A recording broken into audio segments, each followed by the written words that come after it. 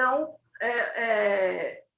eu, a partir do convite da professora Judite, construí um texto e refleti sobre ele, e nós vamos agora, juntos, reescrever esse texto, né?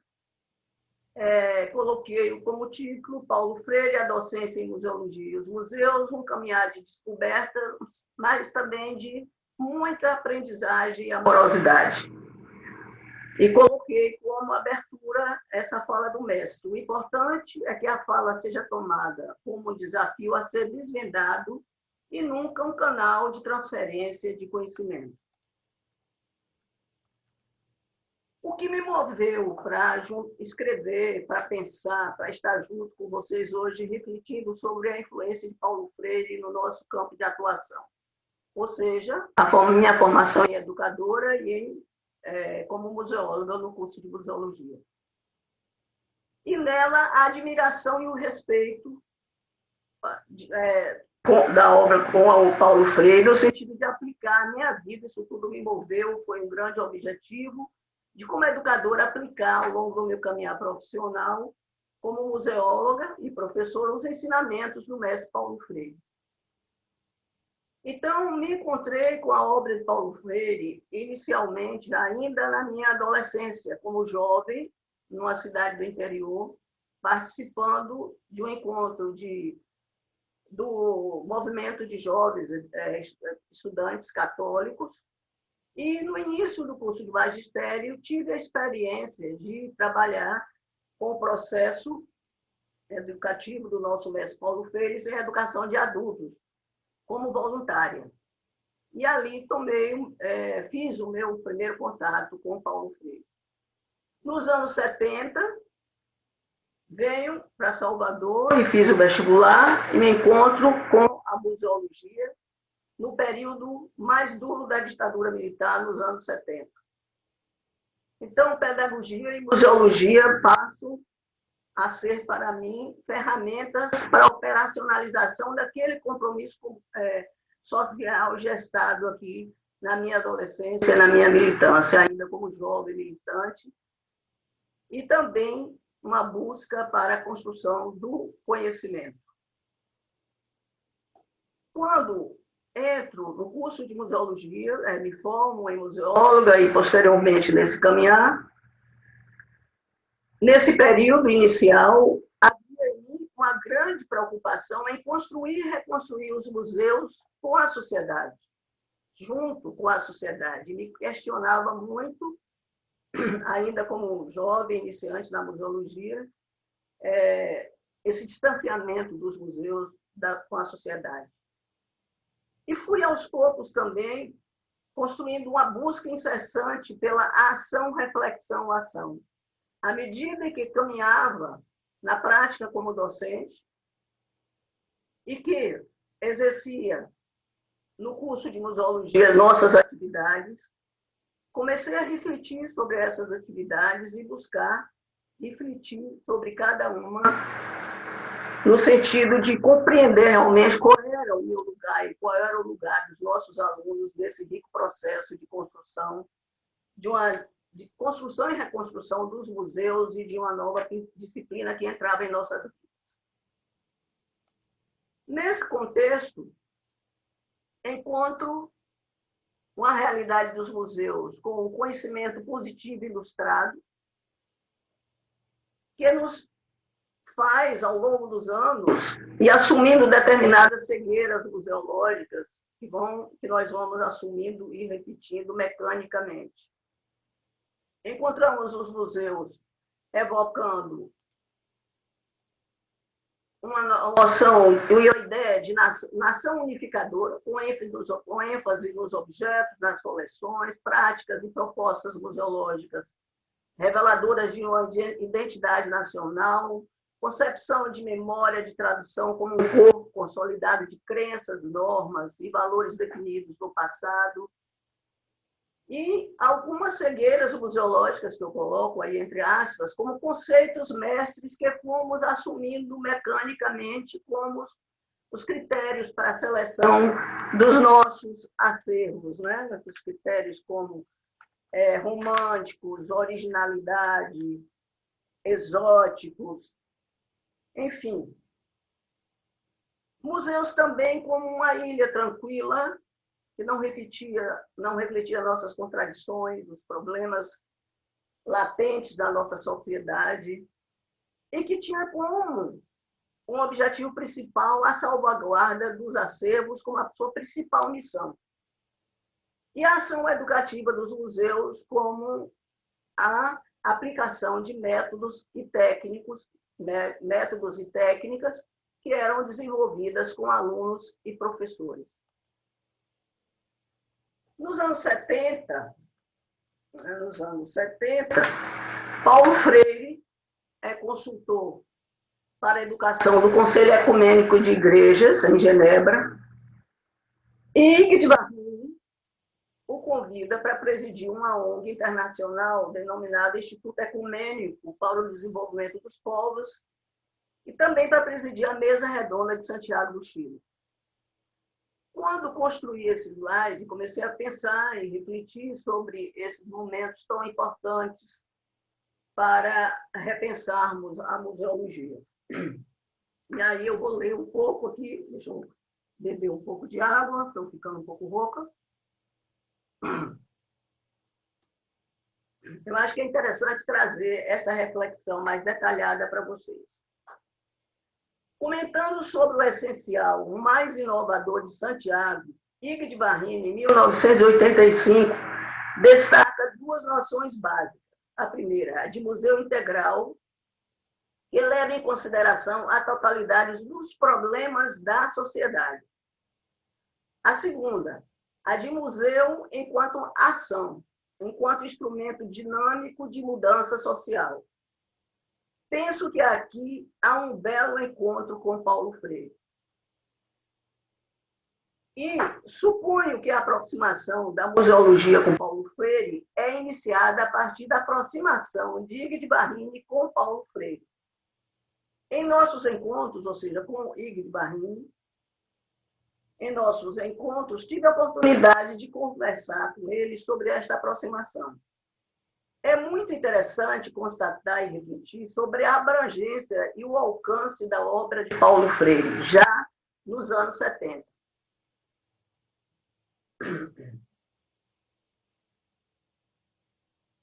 Isso em contextos diferenciados e tempos diversos.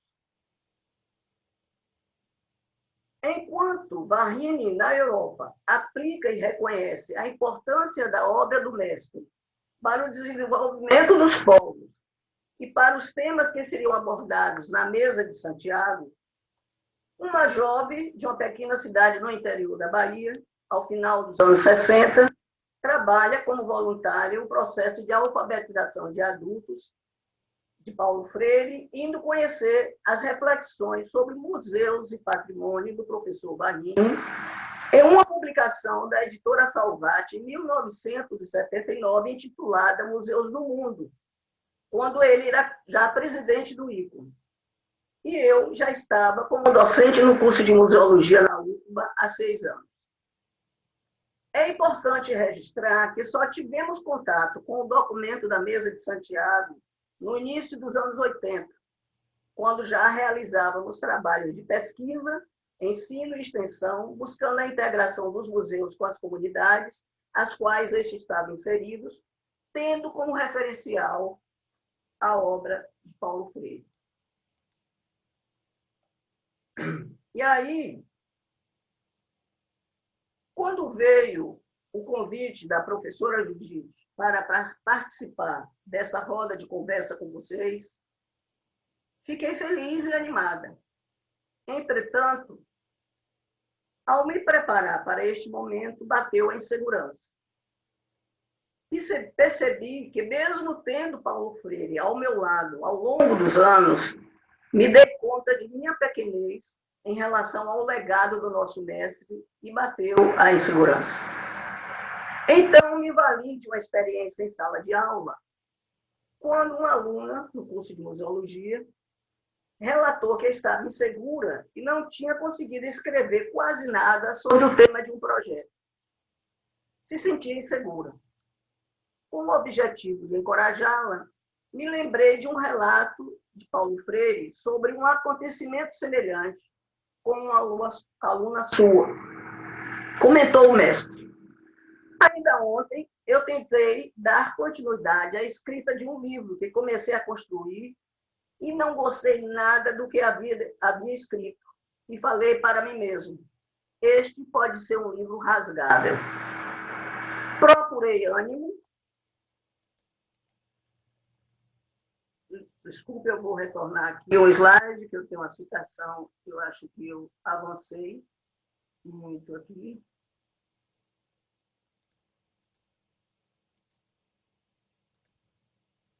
Tá. Vou abrir, sim. Então, procurei ânimo, o ânimo necessário para continuar na citação que coloco aí para vocês.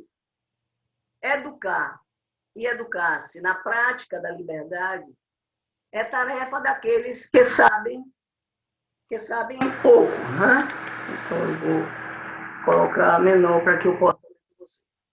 Educar e educar-se na prática da liberdade é tarefa daqueles que sabem que pouco sabem. Por isso, sabem algo e pode assim chegar a saber mais, em diálogo com aqueles que quase sempre pensam que nada sabem, para que estes, transformando o seu pensar que nada sabem em saber que pouco sabem, pois passem a igualmente saber mais. Ao perceber que pouco sei e que, a partir da reflexão construída e refletida junto com vocês, posso saber mais, me encorajei e veio uma potência criadora que me proporcionou alegria e inspiração para buscar nos textos de Freire de minha autoria, nos quais me apoiei em sua obra, alguns temas geradores que pudessem alimentar nossas reflexões, fazendo algumas aproximações com os temas do universo freiriano. Então, eu parto da ideia de que posso escolher, é uma leitura possível, minha, de Maria Célia, que estou compartilhando com vocês.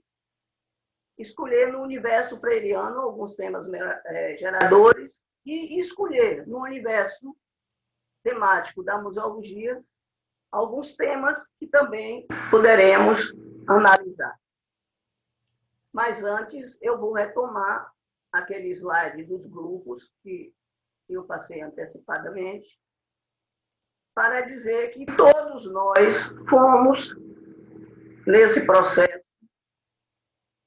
educadores e educandos, desde a juventude, passando pelo curso de museologia, o primeiro setor educativo do Museu de Arte Sacra, construído com parceria com colegas e com todos os funcionários do museu, as atividades de estágio, de ensino, pesquisa e extensão no curso de museologia, a militância no curso, com a volta do curso ao vestibular, quando ameaçaram tirar o curso de museologia do vestibular da Universidade Federal da Bahia, na construção da Associação de Museólogos da Bahia, a construção do Fórum Nordestino de Museologia, nossa colega Karina, que está conosco hoje à tarde, defendeu recentemente uma bela tese sobre este tema, que vale a pena a gente ler.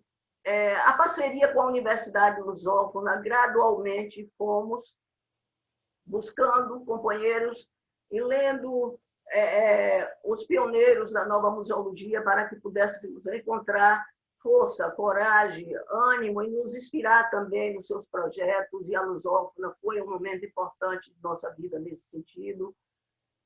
Lembro que, quando orientei duas alunas de mestrado da Lusófona, Marcela, da Ilha da Madeira, e Maria do Rosário, ambas fizeram também suas dissertações de mestrado em um capítulo, uma análise da influência de Paulo Freire das ações educativas e culturais dos museus. E assim fomos caminhando juntos no curso do CEAM, mais recentemente, que foi também uma parceria do Brasil com a Universidade Lusófona, com o trabalho árduo do professor Mário Moutinho, com o professor Mário Chagas, incluindo a Associação Brasileira de Museologia. Nos projetos, no meu projeto de doutorado no Colégio Lomanco Júnior, que foi uma grande escola para repensar a aplicação das ações museológicas, para repensar os conceitos de patrimônio, para repensar o fato museal, as experiências no Amapá, com comunidades ribeirinhas, com as parteiras do Amapá, com os grupos do museu, os técnicos dos museus, estagiários também, professores. A política nacional de museus, construída com muita alegria e também conflitos, e também vencendo obstáculos, mas com um grupo maravilhoso, integrado de diferentes gerações, e conseguimos, após o desdobramento do eixo 3 sobre educação e museus, aplicarmos na cidade de Salvador, construirmos juntos, elaborarmos um projeto piloto e desenvolver ações na capital e no interior do estado, que foi uma grande escola também para esse trabalho dialógico construído junto, com transformação, criando possibilidades de ação. Na diretoria de museus do estado da Bahia, uma ação de gestão, que foi também um grande desafio para a minha vida, mas que me fez também ver que, por meio dessa ação dialógica, comprometida, integrada das ações museológicas de pesquisa, preservação, comunicação, a gente pode ampliar esse campo de atuação, e junto com esses sujeitos que estão trabalhando nos museus oficiais instituídos, há também espaço para uma museologia voltada para o social. Foi um grande desafio para mim. Enfim, fomos todos educadoras e educadores, museólogos e museólogas, educandos ao longo dessa longa trajetória. E Freire nos diz: a primeira condição para que um ser possa exercer um ato comprometido é sua capacidade de atuar e refletir. Então, foi nesse grande caminhar que fomos construindo essas reflexões, e a partir desse caminhar foi que construí essa aproximação com o campo freiriano e da museologia, e trago para vocês já agora como construímos essa aproximação.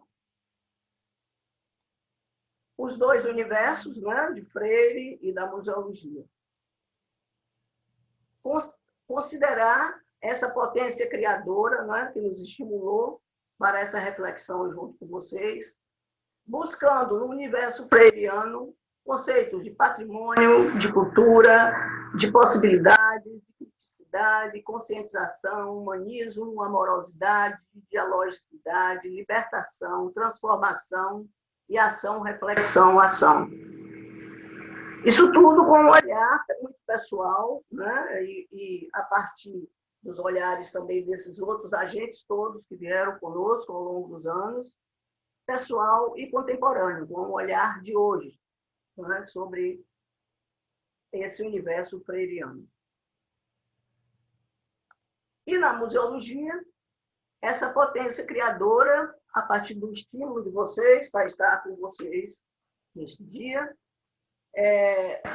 me remeteu para o ensino, a pesquisa e a extensão, e a partir dela, ver como lançar um olhar curioso sobre como a obra de Paulo Freire influenciou nas ações museológicas, de pesquisa, preservação e comunicação, na construção do conceito de museu, no conceito de fato museal e no exercício profissional, em nosso exercício profissional, tudo isso, vendo tudo isso a partir do conceito de dialogicidade, como ações dialógicas que integram e que se falam, que se comunicam entre si. E também considerando a premência e a atualidade do pensamento de Paulo Freire. Bem, então, a educação Nós temos aqui educação e mudança, ensino, pesquisa e extensão. Para essa análise, de buscar o ensino, a pesquisa e a extensão de forma integrada, eu vou ler também uma pequena reflexão que fiz para discutir com vocês. Em relação ao início da caminhada na docência em museologia, destaco a importância do encontro com os livros Extensão em Comunicação e Educação em Mudança. A partir dessas duas publicações, pude me fortalecer para vencer o tecnicismo, para transformar a prática educativa até então colocada em prática nos setores educativos dos museus. Penso que um registro importante é o de termos conseguido mudar o nome da disciplina que ministrava no curso de museologia, que eu ministrava no curso de museologia, de técnica de Museu 3 para ação de técnica de Museu 3 para a ação educativa dos museus e, posteriormente, para a ação cultural e educativa dos museus. Percebemos que era preciso transformar a extensão em ação por meio do diálogo, da leitura compartilhada do mundo, do patrimônio cultural de cada indivíduo e dos acervos dos museus. Percebemos também que podemos superar as marcas do passado em nossas vidas, possibilitando um novo olhar sobre a cultura e sobre o patrimônio cultural.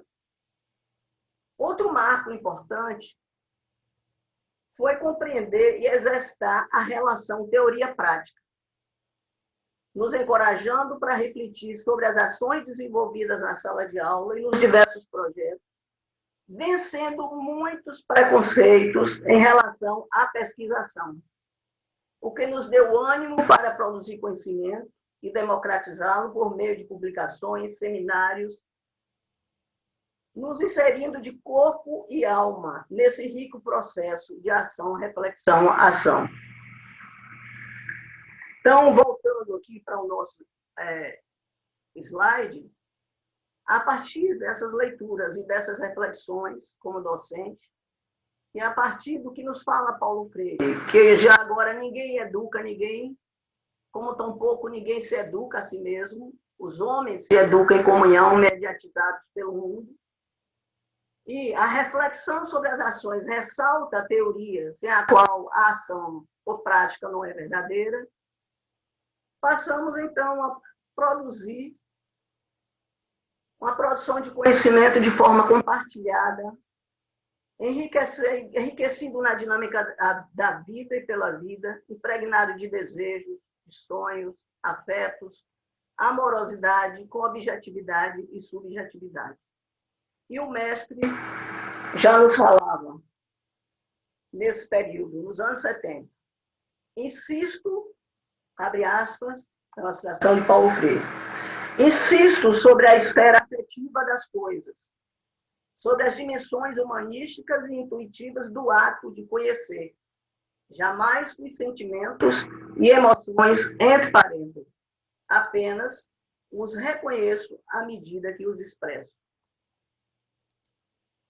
E fomos, então, nessa caminhada, construindo nossas reflexões, as reflexões das quais nos propomos fazer, buscando a aproximação entre esses dois universos, freiriano e museológico.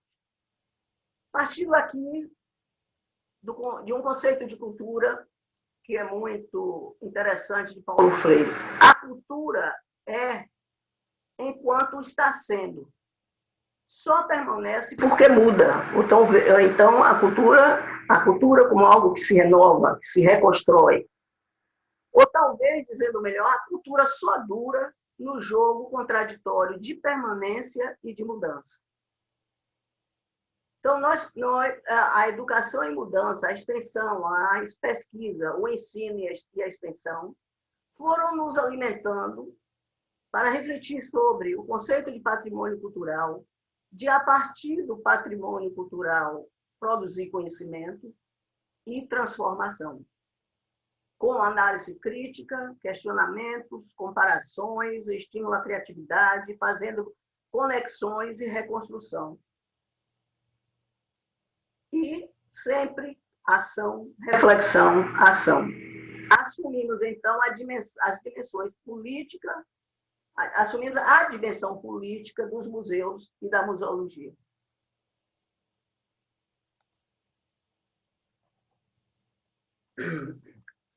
Vamos lá, então.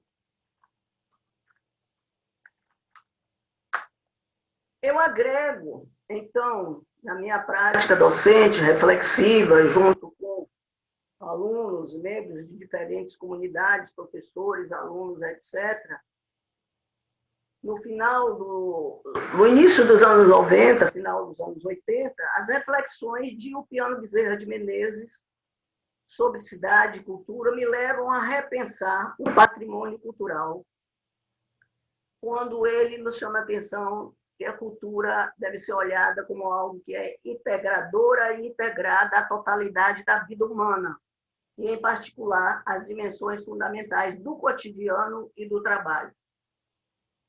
Então, o Ulpiano nos leva a pensar no processo de qualificar culturalmente as práticas sociais como patrimônio cultural, envolvendo a inserção de narrativas biográficas, as histórias de vida, ampliando as dimensões do patrimônio cultural, compreendendo não como representação, mas incorporado à nossa vida, envolvendo valores cognitivos, formais, afetivos e pragmáticos, capazes de reconhecer na tradição um caminho possível para a renovação com olhar crítico. Não é? O Ulpiano também nos coloca aqui, como Paulo Freire, a necessidade dessa renovação da cultura e do patrimônio. E assim nós vamos buscar uma musealização da dinâmica da vida, na própria vida, trabalhando com os acervos operacionais, temas, problemas relacionados com o cotidiano, a vida das pessoas, dos bairros, da cidade, etc., e o acervo institucional, não é? Sejam coleções, sejam objetos herdados ou que pertencem a determinadas comunidades, fomos trabalhando esses dois tipos de acervo, abrindo um leque de possibilidades de musealização na própria dinâmica da vida. Então, buscando práticas museológicas voltadas para a melhoria da qualidade de vida, para a construção de um saber emancipatório e solidário. E aí, vamos, então, caminhando no curso de museologia. E, quando fui fazer o doutorado, já há alguns anos, vinha refletindo sobre as ações culturais e educativas dos museus, porque a ela vinha me dedicando como docente na universidade, dos projetos de pesquisa, ensino e extensão. E sempre refletia que as ações museológicas, como um todo, pesquisa, preservação e comunicação, deveriam ser entendidas como ações educativas. Ao compreender que aquela cegueira museológica do tecnicismo nos fazia enxergar com um olhar bem reduzido e que era necessário pensar nas ações museológicas como ações dialógicas, né, que interagem entre si, que se comunicam como um todo, ao desenvolver as ações no Colégio Lomanto Júnior, buscando desenvolver uma prática museológica voltada para essa dialogicidade, tivemos, então, a oportunidade de agregar a discussão, a definição dessas ações museológicas, a qualificação do patrimônio cultural como algo fundamental para essa interação e para essa museologia que não é mais compartimentalizada, né, mas que exerce todas as ações de forma integrada, uma dialogando com a outra, tendo sempre essa esse propósito de diálogo, de interagir, de comunicar, de ver a preservação como ação educativa, de ver a pesquisa como ação educativa, de ver as exposições como ação educativa e as próprias, ampliando as dimensões de valores de sentido dessas ações museológicas como um todo. Então, a pesquisa, nós passamos a compreender como a observação, análise e interpretação da realidade, das múltiplas realidades com as quais estávamos trabalhando com o patrimônio cultural, a preservação, a coleta e a classificação e registro, também a partir dessa qualificação desse patrimônio cultural, ou seja, quando preservamos com a museologia que você busca a integração com o outro, que está voltada para o patrimônio cultural, que é parte da vida do sujeito histórico. E você faz isso por meio do diálogo, como nos diz o mestre, o diálogo pertence à natureza do ser humano enquanto ser de comunicação. O diálogo sela o ato de aprender, que nunca é individual, embora tenha uma dimensão individual. Então, quando eu preservo também com a função educativa de comunicação. Né? Quando eu exponho com a visão educativa de comunicação. Quando eu estou pesquisando, trabalhando, coletando, dialogando com o outro, principalmente quando nós nos propomos a trabalhar com o patrimônio cultural que está na vida e nós vamos ser somente aqueles agentes que vão interagir com o outro que conhece muito mais sua história de vida, o seu contexto, o seu patrimônio, o seu fazer cultural, o meio onde ele está inserido, de que nós técnicos, quando na sua formação ou na universidade. Então, essas ações museológicas são vistas, a partir desse processo, também como ações de comunicação. Elas não só porque não se esgotam nelas mesmas, mas até porque, para executá-las nesse contexto da cultura integrada à vida, do patrimônio cultural que é musealizado com o outro, elas também são ações de comunicação. E aí, construindo essa conversa com vocês, me deu vontade de fazer, talvez, o que eu não sei se chamo de uma insubordinação museológica. Uma subordinação museológica no sentido de ver esse tripé tradicional, no qual me embasei inicialmente quando fui fazer o doutorado para desenvolver as ações do Colégio Lomanto Júnior em Itapuã. A partir dele, nós partimos para exercer buscar essa prática, esse exercício museal lá no colégio, a partir da pesquisa, da preservação e da comunicação, e olhar essas ações com um outro olhar. Então, nesse sentido, me perguntei, eu fiquei tão ansiosa de buscar uma discussão sobre essa questão que eu vou colocar para vocês agora, que eu liguei para a Ana Karina e disse: Karina, eu estou com vontade de fazer uma insubordinação museológica. Ver as ações museológicas não como esse tripé clássico de preservação, pesquisa e comunicação, mas buscar a ação museológica na construção de processos museais orgânicos e complexos, incluindo também a ação de gestão, como gestão museológica, de pesquisa, de preservação, de expografia, de ação social e cultural, entendendo-as todas como ação de comunicação, de educação, como ações dialógicas. E não somente explicitando que comunicação para nós é a ação cultural educativa dos museus e a exposição. Então, coloco para a nossa discussão essa insubordinação museológica. Então, vamos seguindo. Né?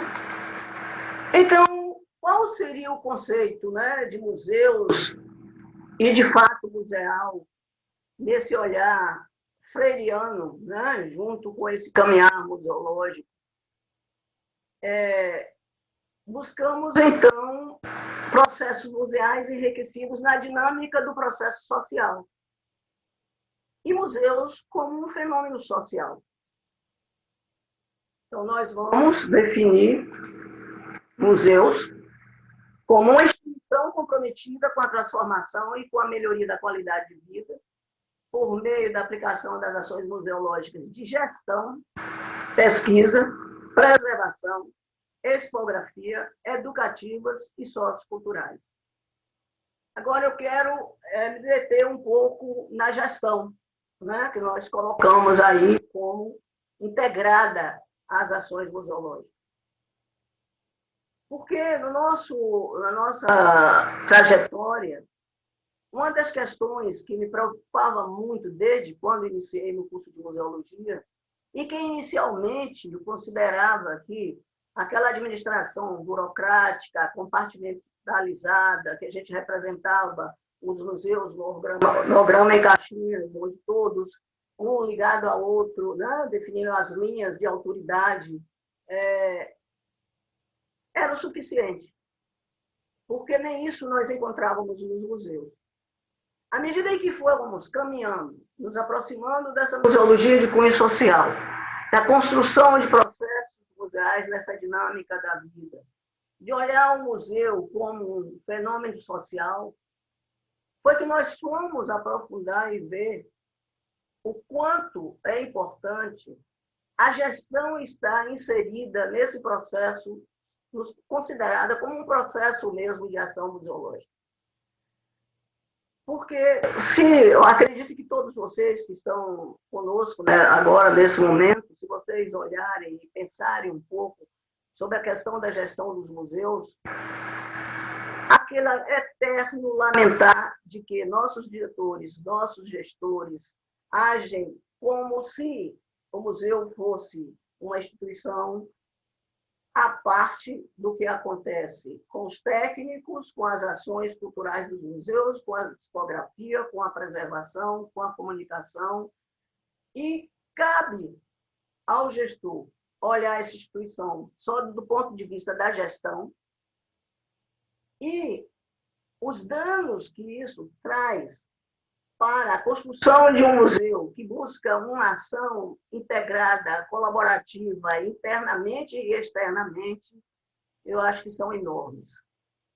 E que para entender e para praticar essa gestão, que eu estou chamando aqui de gestão museológica, é preciso também que tenha esse olhar museológico de compartilhamento, de enriquecer com a museologia e a museologia também se enriquecer com a gestão, compreendendo a importância da pesquisa, da preservação, das ações educativas, das exposições, de todas as ações museológicas. Então, o museu, nesse contexto, ele tem que ser visto como um todo orgânico. Se nós desejamos a aplicação de uma ação museológica que é integrada entre si e que busca essa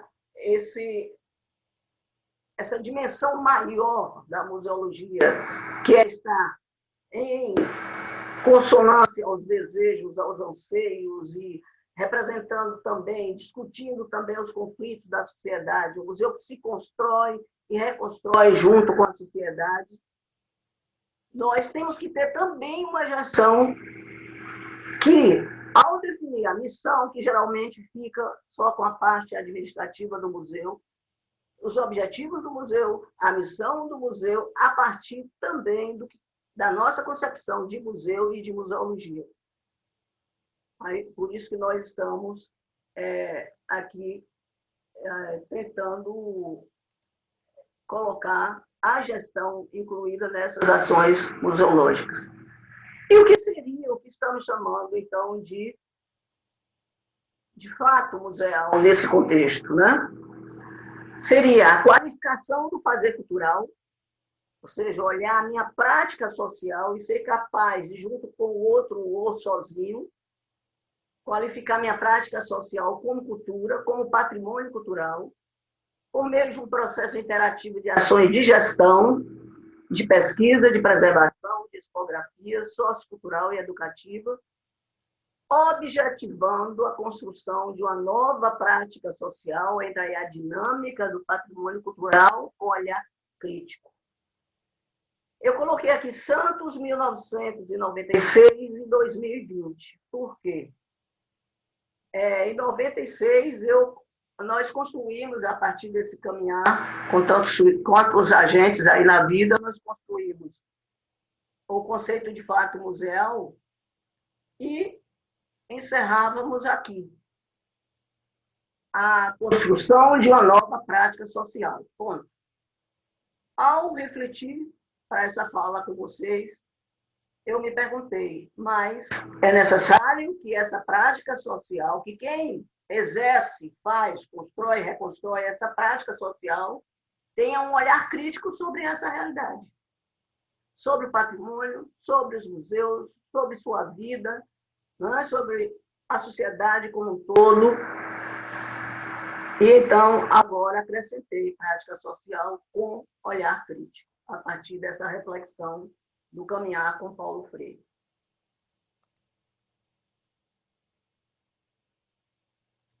Aí nós vamos agora, então, caminhar.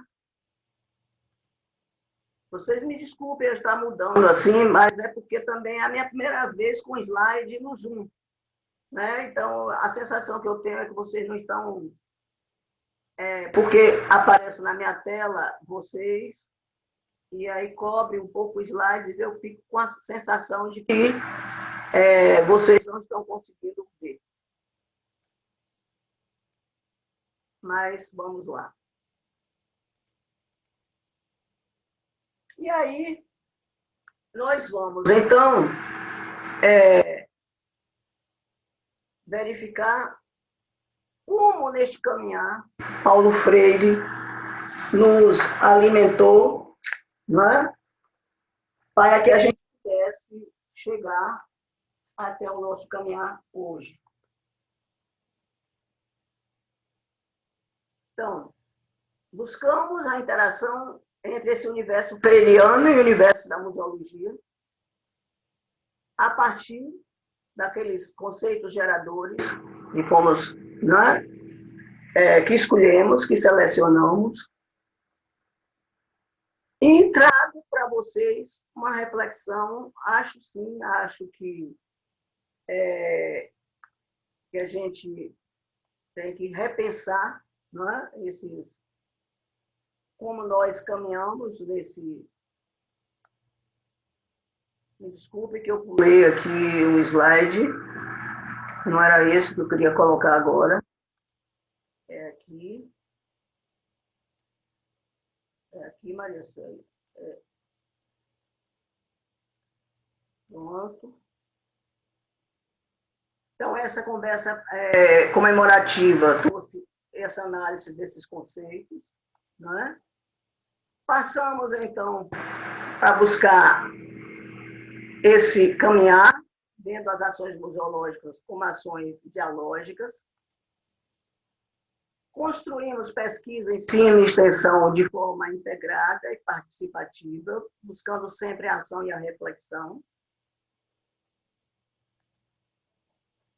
Com educação e mudança, trabalhamos cultura, né, nessa dinâmica e produzindo conhecimento através do olhar crítico, do questionamento, reconstrução.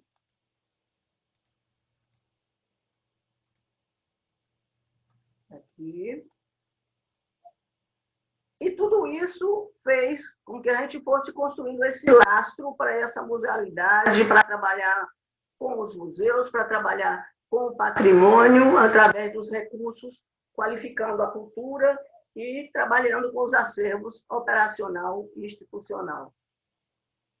E aí propusemos, né, que essas ações de pesquisa, preservação e comunicação sejam integradas e que a elas fossem acrescentadas a gestão e que todas fossem vistas como ações educativas e de comunicação. Falamos, então, do conceito de museu, e do conceito de fato museal. E, enfim, trabalhamos esses dois universos, o museológico e o freiriano, vendo que, sim, repensamos nosso conceito de patrimônio, criamos possibilidades diversas de ação e de reflexão, com humanismo, com dialogicidade, transformando a nossa prática de docente e a prática dos setores educativos e dos museus, com olhar crítico, conscientes do nosso papel na sociedade, desenvolvendo e vencendo dificuldades e também vibrando com nossas conquistas, com muita amorosidade, livres, tentando nos manter, apesar de todas as pressões que sofremos no caminhar, para nos tornarmos, para termos condições no interior da universidade, como docentes, e fora dela, no trabalho que nós desenvolvemos, com liberdade de ação, buscando sempre a ação, reflexão, ação. E aí, trago uma citação de Paulo Freire, quando ele diz que, deixa eu aumentar um pouco, não há prática educativa, vocês podem ler comigo, como de resto nenhuma prática que escape a limites. Limites ideológicos, epistemológicos, políticos, econômicos, culturais. Creio que a melhor afirmação para definir o alcance da prática educativa em face dos limites a que submete é a seguinte: não podendo tudo, a prática educativa pode alguma coisa. E aí eu vou ler uma reflexão sobre esse slide. Sim, nosso caminhar foi e continua sendo de descoberta, aprendizagem e amorosidade. Paulo Freire foi e continua sendo um dos referenciais mais importantes da museologia, da pedagogia e de outros campos e áreas de conhecimento. Nesse contexto, compreendemos que os museus e as escolas são históricos socialmente condicionados e que não podemos deixar de admitir que podem se tornar, eles próprios, um processo de exclusão social e de acirramento das diferenças sociais. Cada vez mais nos convencemos de que o mundo dos museus e da ciência é a vida coletiva, que é bela e complexa. Infelizmente, estamos assistindo o retorno de posturas tecnicistas, negacionistas, o desmonte das universidades públicas, das instituições culturais, a redução dos financiamentos da educação, na ciência e na tecnologia. Quantas conquistas foram e estão sendo abortadas?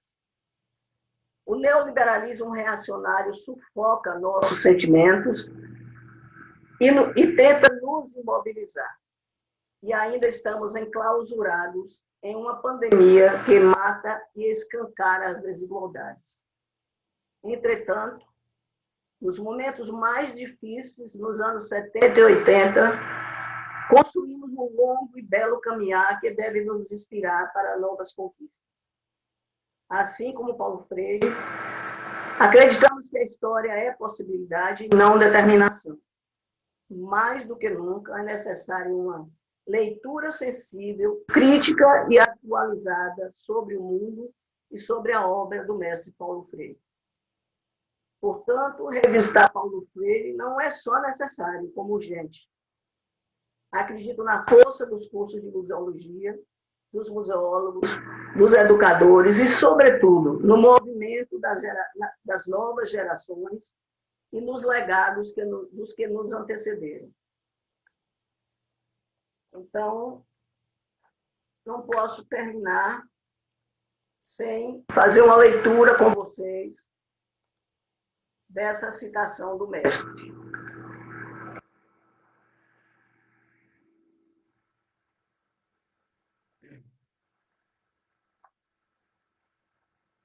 Já fiz essa leitura várias vezes em sala de aula com meus alunos e todas as vezes que eu faço, me emociona.